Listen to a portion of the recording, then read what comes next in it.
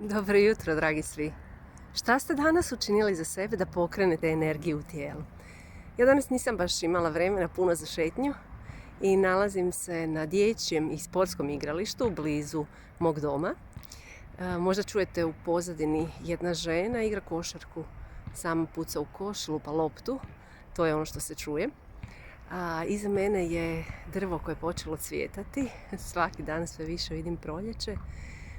Već ste shvatili da mi je to omiljeno godišnje doba, proljeće.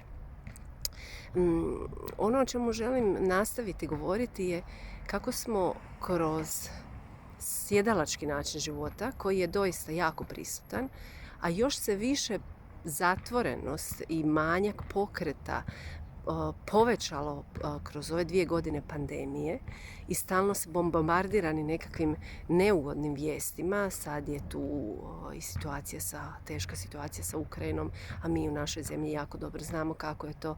No da se vratim, dakle u sve to što se događa, dosta vidim da se ljudi nekako zatvorilo, da se manje smo aktivni, ako se i bavimo nekim sportom, često je to nekakvo online vježbanje kod mnogih i tako dalje.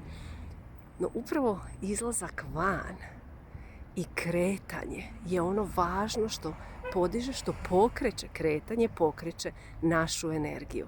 A kad je energija u našem tijelu pokrenuta, kada ona ide u valovima, kada ide ritmično, kada se pokreće, tada i mi imamo više inspiracije za privatne, za poslovne planove, tada se kreativnost otvara, a ono što je najvažnije, tada najviše ili barem puno više uživamo u životu.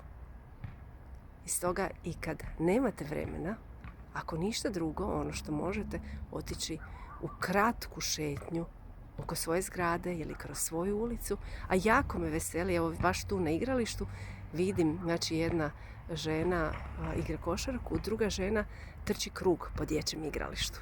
I to mi je super. Sve više ljudi vidim da izlaze van i da se kreću. Uživajte, krećite se i kreirajte svoj život. Za one koji me možda ne znaju, ja sam Gordana Galetić, a više o meni možete čitati na Facebook stranici Centar za osobni i profesionalni razvoj sreća, web stranici www.centarsreca.hr. Želim vam divan dan.